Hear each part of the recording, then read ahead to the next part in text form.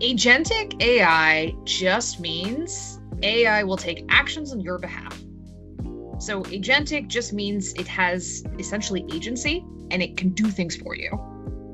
Most of the AI that we're familiar with at this point is what we call LLMs. So those are large language models. That's you talk to ChatGPT, you talk to it, scans the internet, spits out an answer for you. That's the one people are used to.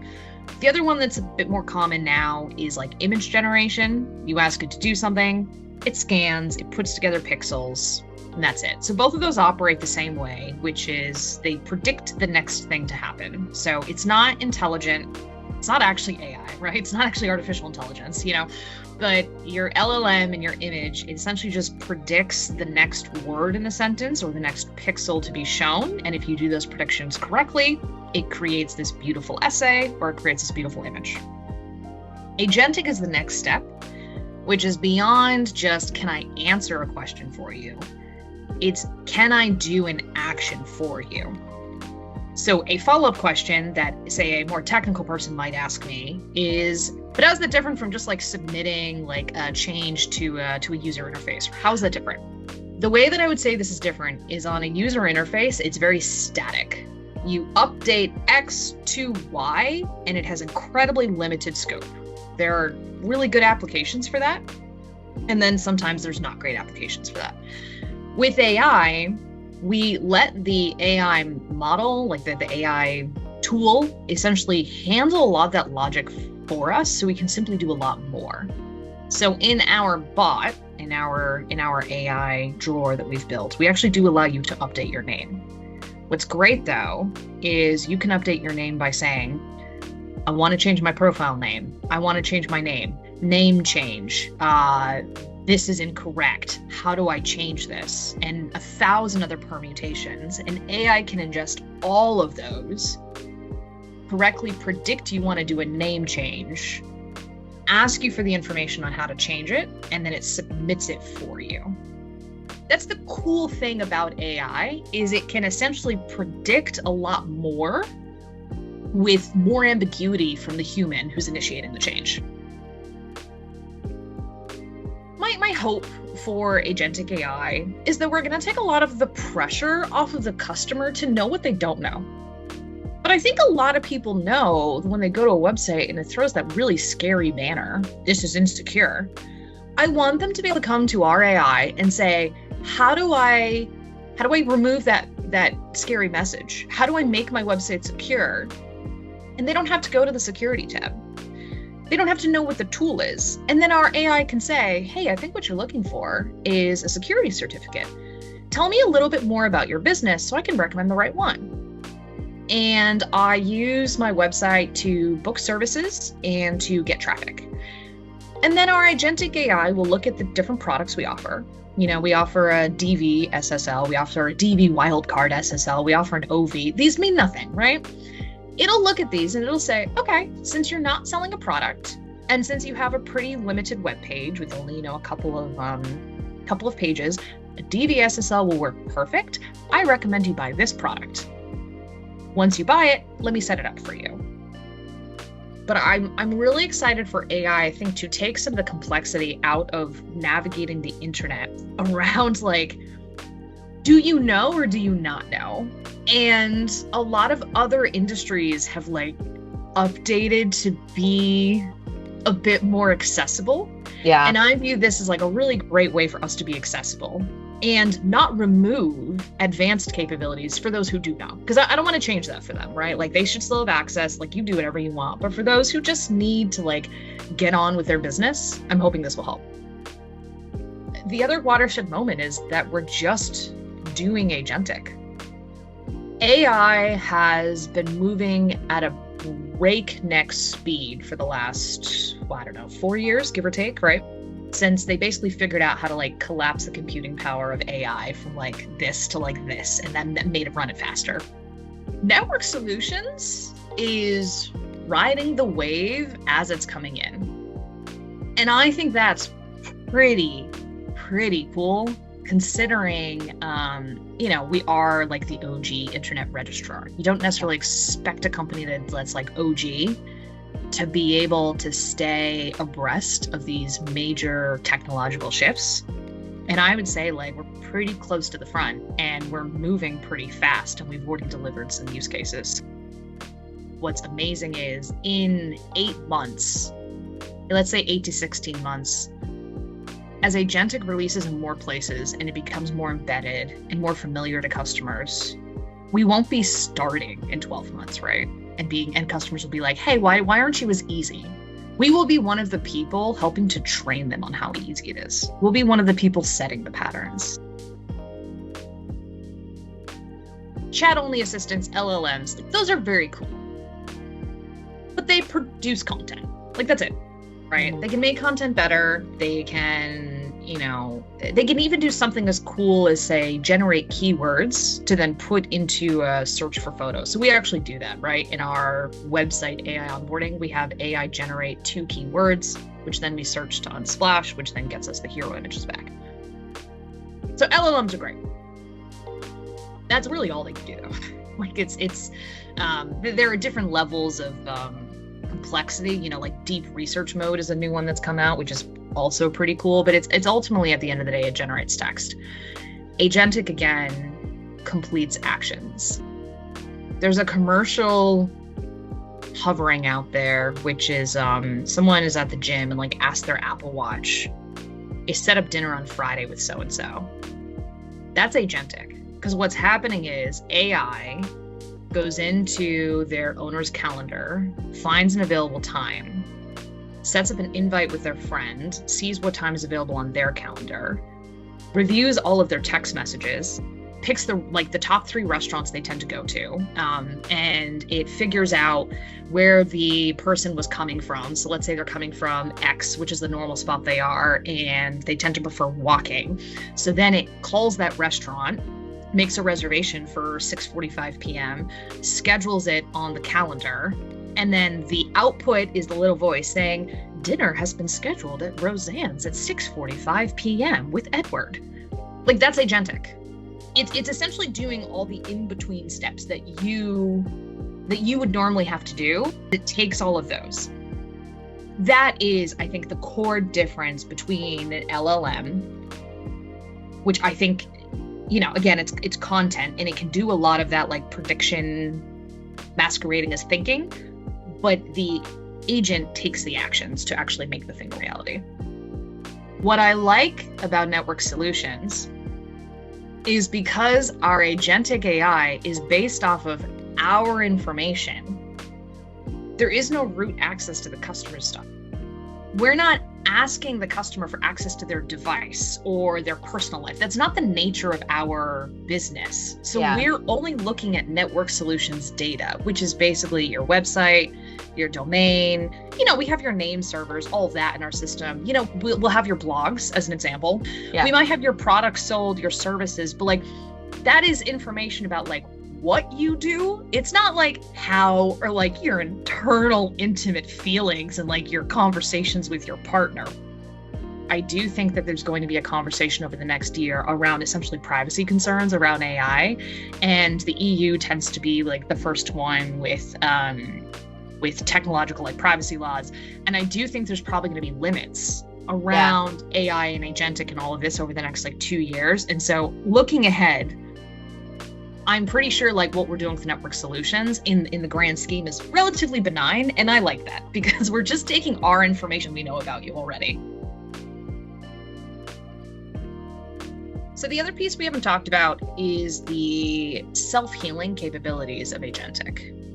So a really great example of this is, say a customer buys a domain, a website, and an SSL certificate with us today. If you buy the domain and the website package first and you get the SSL certificate second, it sometimes doesn't validate correctly. It just like doesn't set up on the domain because you purchased them at a separate time. And so it can cause an error state. And then a customer is understandably like, why is my website secure? Right. I bought the thing. Why isn't it connecting?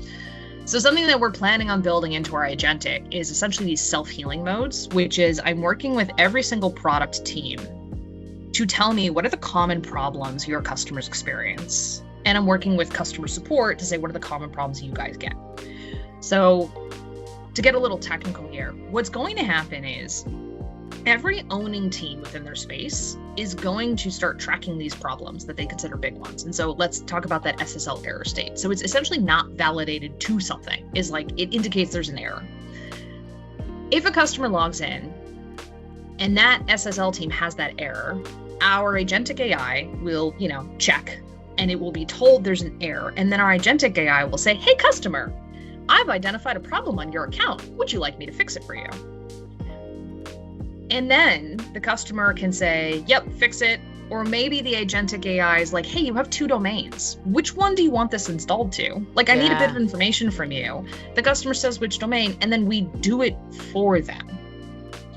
And again, I just think that helps someone avoid the very intense feeling I think we all know is when the computer just doesn't work and you get a little frustrated, you get a little overwhelmed. You don't have to call your grandkid or your niece or like your child into the room to help it, and then they sigh dramatically and say, I don't know what to do. We're hoping to clear a lot of those barriers to frustration with our agentic AI so that when either there's a legitimate error, just like that validation problem, we can solve it for you. Or if we maybe screw up and we do something wrong on our side, like our AI can catch it for you and alert the customer and self-heal it. So here's what a solopreneur could do with 10 minutes between jobs. I sell jewelry, and I've created a new design that is inspired by the recent visit I took to the ocean. And I want to tell people about it. So it's up on my site. Let's say it's not even up on my site. So I've got 10 minutes. So I come in and I say, AI, here are my 3 photos. I went on vacation recently and I was inspired by this. These are the details it uses. That's like 3 minutes of typing. Make me products for this. It says, okay. This is a little further out, but ideally our AI should be able to look at those photos and understand what it is, description, name. It could even suggest a price if the person doesn't give it to them. It could probably identify variants, all of that, puts it into product. And then our AI would say, do you want to send out, do you want to post a blog about this? Yes. AI then writes a blog post. Post, minute 6. AI, hey, do you want to send out the blog to your email marketing? You have a list set up for new product releases. Yes. It then writes you an email marketing email, subscriber email. It posts a link to your blog, has a photo input and says, here, review this. Or you go to the person makes a couple of changes. Do you want to send this now or schedule this later? Send now, click. That is the future. Is that the vision for the next 6 to 12 months? Absolutely. And I think that is what, again, I'm pretty excited about, because I want our AI to help you expand your reach and get your message out there and take some of the maybe decision-making fatigue away from doing all the things that is getting a small business off the ground, and so that you can focus on the core thing of whatever it is you're doing. So creating witty jokes, great, focus on that. Doing jewelry, setting up events. Spend more time doing the thing and a little less time trying to figure out how to tell people about the thing. Or maybe you're a professional teller, in which case, great. AI can give you the stuff to start, and then you can draft it and edit it and teach it. But I think that is a good example of how AI should in the future be able to do tasks that would have originally taken an entire afternoon. So in terms of what we're targeting first, the biggest impact will first be in setup. But our goal is it should be across all 3. There's no reason why it shouldn't be able to automate a lot of the day-to-day stuff, telling you what orders you have to send out, or you do a daily blog post and it's ready for you, that sort of a thing, and then getting your message out there. this is more of an LLM capability. Our customers ask us a lot around like their domain and DNS and name servers, and that's like our most served question. So that's more of it's what's called our agentic KB. So like answering a question from a KB, like again, that's kind of that LLM model, but we've built it into the agentic framework, which is again getting a little technical. We don't have to worry about it too much, but the number one thing our customers ask about, the number one things that AI responds on is about domain management. And like we have seen quite a few customers who get served that information in like a relatively easy to use manner. And a lot of them then don't have to go to support. So, we're helping people turn auto renew on. That's great. A lot of people ask, like, what products do I own? What subscriptions are happening? So I don't necessarily know, like, why customers are asking that. I don't have them on the phone, but I can read their conversations. And so, like, I think if we're helping, it's just, again, providing information inside that drawer in an easy to find manner so they don't have to realize to navigate to Renewal Center, then do all their drop downs, then see what's coming up. Customers and users of AI have been asking AI to do tasks for years. Like, you've seen search browsers. How do I do this? I want to do X. It's not, please give me instructions on how to do X, right? We always ask these like active verb sentences. And it's just now that AI is now starting to be able to respond to the active verb sentences by then doing the action as opposed to telling you how to do the action. And I think that for customer behavior, I don't think their behavior is going to change, if that makes sense. I think they're still going to ask the same active verb, but I think they're going to suddenly realize 2 years down the road that the outcome of the action they triggered is now easier, simpler, and it's actually doing the thing they expected 10 years ago. That's also how I think about it. Multi-layered answer here. It hands off to a human agent when you ask it to. We're not stepping in the way. But today, if you say like contact, live agent, help, that little 0 you press when you're on the phone with somebody, we send you straight to a human. So like that's important. Today we have built in, if AI is like struggling to answer, like the customer asks a question, like 3 variations, like AI starts saying like, hey, I can either help you do this, or do you want me to send you to somebody? Like we suggest that, and then the person can say yes or no. What does AI do automatically? AI actually doesn't do much automatically today. It's not supposed to.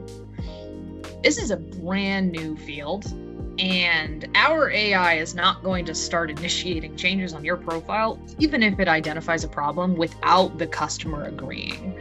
So the concept that we talk about a lot with the engineering team is called human in loop, which is essentially like AI identifies problems, it suggests changes, it offers next steps. So it will always help you identify the next thing to do, but it will not take actions on your behalf right now unless you actively agree. So a really great example of this is, I want to update my contact name from Joe Smith to Jane Doe.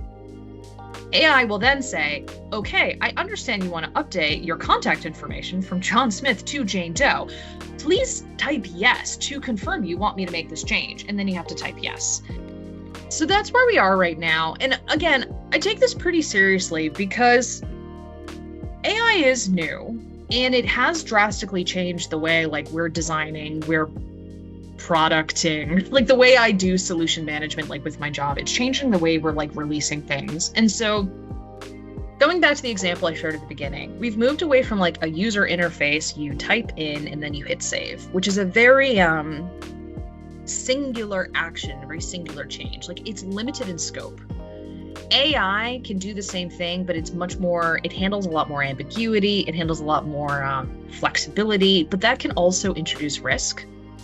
Until we get to a place of incredibly high confidence that AI can do actions on the customer's behalf correctly, like 98% of the time, for now, it's always asking the human to confirm, which might be sometimes an irritating double check for some people. They're like, I told you to do the thing, just do the thing. But for now, I think that's the right way to launch Agentic AI to the market and get information, get learnings, get research back in a way that like protects the customer desires to do actions and still completes it quickly. AI is moving very fast, And therefore, everything we're releasing right now, we're both treating as a customer improvement, but we're also treating it as a research project. This is a very unproven field because it's moving so quickly. So philosophically, we're following the best practices of product management, designing, and engineering implementations that just like our industry's been following for decades, right? So like we're on top of that. So that's one thing we're doing, is we're just following those practices very well. But two, as an org, we are treating this as a research bed, which means we will often release something and then information comes back in from the way customers are actually using it, and we're tweaking the model constantly. Like, I'm reviewing these conversations daily, our engineers are reviewing it daily. We're actually having AI review its own AI conversations daily, and then a human reviews that and then puts it back into the system. So in terms of what we've changed behind the scenes to make the system more reliable, I would say the big difference here is typical, again, user interface development is, again, you develop to the specs and then it does the thing, it updates the database and it makes the changes. There's a lot of complication there, but that is a relatively well-known way to release things today. Whereas with this one, I would say the guardrail is very much in how we're approaching the project, which is there are a ton of unknowns, and the best way to learn them is to release quickly, get to market, rapidly absorb how customers are reacting to it, both positive and negative, and implementing those changes pretty quickly. So in terms of the timeline of how we're doing it, I think we're following the best AI practices. There are so many challenges in this field, and really the best way to do it is just to get into the sandbox, play, and follow your moral guidelines, right? I've already laid out some of the morals that I'm personally following here, right? And that our engineering team has their own ethical guidelines that they're following. Follow those, but just absorb the information, come in with the hypotheses, let them be changed, and move forward. So I would say that's less of a technical answer, but that's more of how I think product-wise, I'm very much tackling this, because truthfully, nobody knows what's going to be most successful. We don't actually know the way to do this correctly, and we'll be figuring that out over the next year, but everyone's in the same boat. So really it's a race to figure that out. And I think that we're on track to be learning a lot. We don't allow our AI to make changes today without you approving. And so those, I think, are the two boundaries that would really help reassure somebody. Truthfully, I think the domain MCPs, so an MCP refers to an agent, where we're implementing domain's the biggest one, and so we're really looking to enable customers to search for domains, buy domains, view domain details, forward a domain. Next it'll be edit domain details. I think that's going to be pretty big. We already have customers interacting with our bot today who are how do I update my name servers? We're going to do that. I think there's going to be some very cool things in the future, again, around the email marketing and blog that I mentioned. But what do most of our customers come to our AI to do? It's to update and manage their domain. And so we're focusing on those use cases first. There's a couple of them I'm looking at. The big one I'm looking at is engagement. So how many people are talking to our AI month over month? The secondary piece of that is I'm looking at message depth and repeat. There's a balance between you have to prompt our AI to answer something the same way, but then there's also genuine curiosity of I want AI to help me with multiple things. So there's kind of that secondary metric to how often are people coming back to it, and how deep are they going into conversation with it. For me, it's just engagement.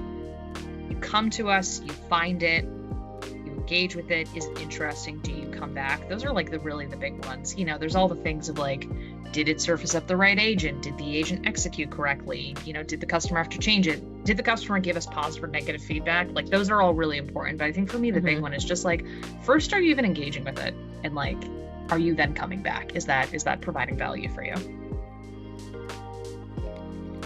Agentic AI matters because it simplifies things that are unnecessarily hard today. And that means our customers can finally focus on the core of their business instead of navigating how the internet works. So This isn't another chatbot. It's the first time our AI can execute the things you ask of it, not just giving you the steps on how to execute it yourself. Control stays with the customer because our agentic AI confirms it's executing the right thing you asked it before it does it. I would say separately, control stays with the customer because our AI only takes actions you prompt it to. If I could tell our customers anything, it would be like, be curious and don't be scared. Like, we've built in appropriate guardrails for you into our AI chat that like don't always exist on the UI. Like, you never quite know when you hit save, there's going to be like a double check, because sometimes there should be and sometimes there shouldn't be. With our AI today, like, you can be curious and you can ask it questions, and it's not, unless you like double confirm something, it's not going to make a change for you. And there are plenty of ways, there's plenty of like off ramps. And so it's okay to play with it. It's okay to be curious. It's okay to ask questions. Our AI will only do things you explicitly tell it to, and I think is really important for a new capability like this.